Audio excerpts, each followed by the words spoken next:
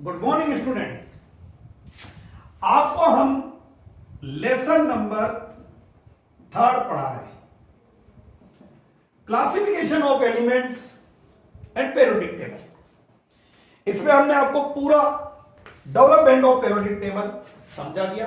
आप previous video में देख सकते हैं। आपके टेस्ट हो गए अभी, तो बहुत दिनों बाद में वीडियो स्टार्ट की है। पूरा डेवलपमेंट होने के बाद आप इसके प्रीवियस वाली वीडियो देखिए, क्लासिफिकेशन ऑफ एलिमेंट्स। तो हमने पीरियोडिक टेबल को 4 पार्ट में पढ़ाया। एस ब्लॉक आप देख लेना, बना रखा है हमने उसमें। पी ब्लॉक वो भी आपको समझा दिया, डी ब्लॉक और एफ ब्लॉक। और देन इसके बाद आपके एक हेडिंग बच रही है और उसके बाद चैप्टर का पार्ट सेकंड स्टार्ट होगा, पेरियोडिसिटी ऑफ प्रॉपर्टी। उससे पहले आप पढ़ोगे यहां पे IUPAC nomenclature of elements with Z greater than 100. IUPAC nomenclature of elements with atomic number greater than 100. 100 से ज्यादा वाले जितने भी एटॉमिक नंबर है उन एलिमेंट के IUPAC नोमेनक्लेचर दिए गए। तो उसके लिए सबसे पहले डिजिट आपको पता है, उनमें 3 डिजिट होती है। तो 0 1 2 3 4 5, यहां पर 6 7 8 9, और इनके लिए दिए गए वर्ड रूट। इनके लिए वर्ड रूट दिए गए। तो वर्ड रूट में 0 के लिए नील, 1 के लिए अन, 2 के लिए बाई, 3 के लिए ट्राई, 4 के लिए क्वाड, 5 के लिए पेंट, 6 के लिए हेक्स, 7 के लिए सेप्ट, 8 के लिए ऑक्ट और 9 के लिए एट। तो ये वर्ड रूट है। तो वर्ड रूट पे गौर कर लो भाई, क्या क्या है। ये वही डिजिट हो गई, और देखो कितना सिंपल है। ये डिजिट और ये वर्ड रूट, ये आपको याद करने हैं अभी के अभी। तो 100 से ज्यादा वाले जितने भी थे उनमें 3 डिजिट होगी। आपको उनके तीनों के वर्ड रूट लिखने हैं पहले। 0 के लिए nil, un, bi, tri, quad, pent, hex, sept, oct, N.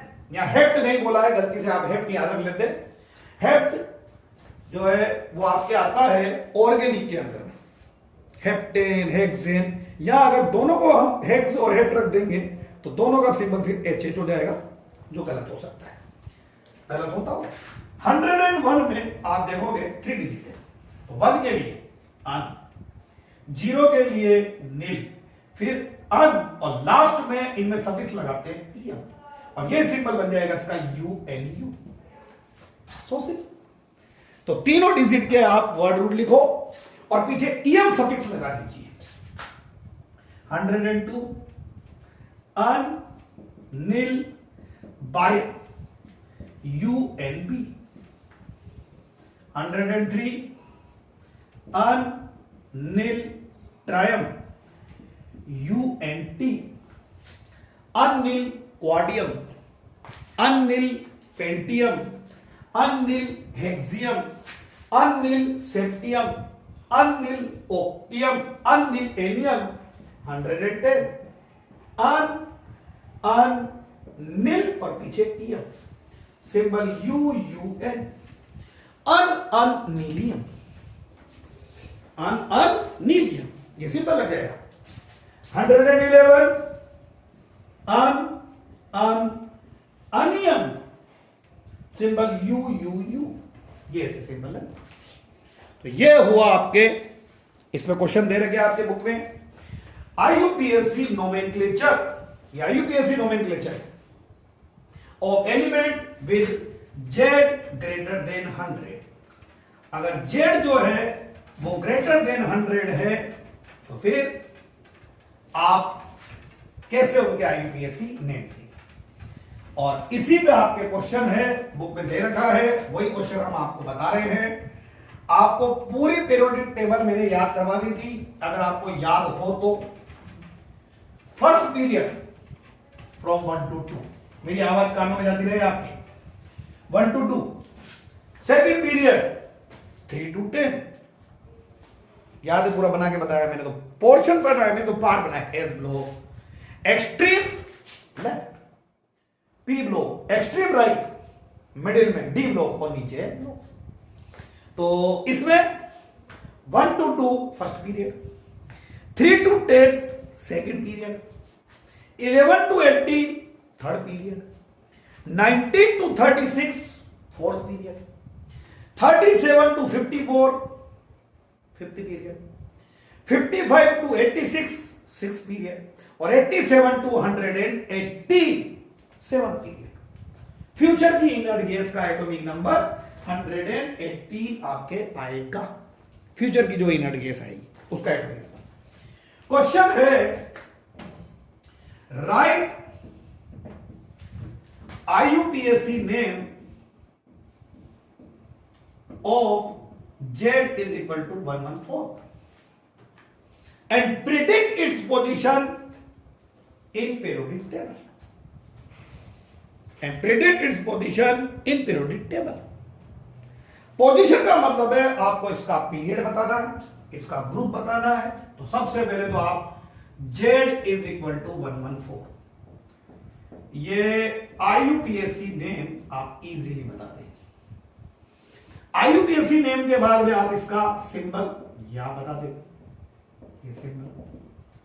Then इसका पीरियड आपको बताना पड़ेगा कौन सा था, ग्रुप आपको इसका बताना पड़ेगा, ब्लॉक आपको इसका बताना पड़ेगा अगर है तो, और अगर फैमिली है कोई तो फैमिली भी आप इसकी बता दीजिए. इससे ज्यादा क्या बताएंगे, सब आ गया इसके बारे में.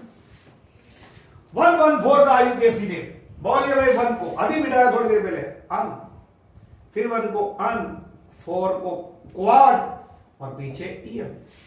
अन क्वाडियम, ये हो जाएगा unquadium. Symbol UUQ. Period बोलो बेटा 87 to 180 सेवन पीरियड, तो ये सेवन पीरियड.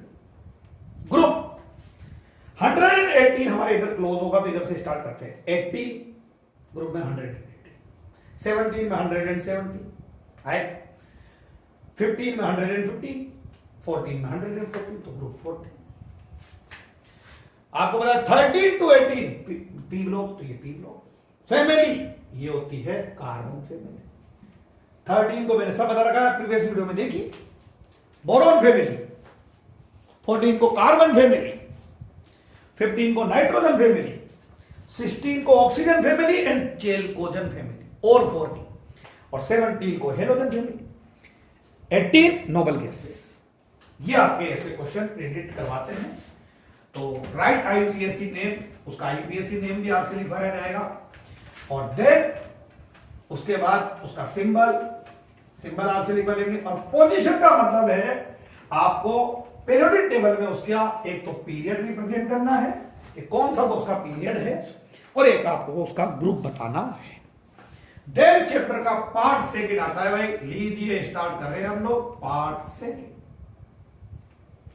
पार्ट सेकंड आता है periodicity of properties in periodic table. Periodicity of properties in periodic table. बोलिए भाई क्या मतलब है इसका. Periodicity of properties in periodic table. When we move left to right in a period, or top to bottom in a group, certain properties like atomic size, ionization enthalpy, electron gain enthalpy, electronegativity continuously increase और decrease. Show a regular trend. एक regular trend show करेगी, या तो continuously increase होगी या continuously decrease होगी. और इसी को बोलते हैं periodicity of properties in periodic table.